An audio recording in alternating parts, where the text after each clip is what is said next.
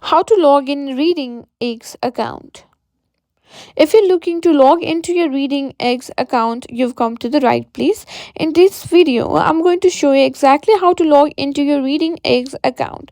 Whether you're using a computer or a mobile device, I've got you covered, so let's get started.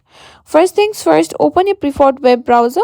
You can use Chrome, Safari, Firefox, or any other browser. Now, in the address bar, simply go to Reading Eggs website, or you can also type in www.readingeggs.com and press enter.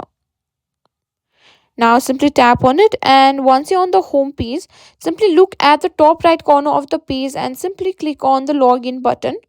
This will direct you to the login page.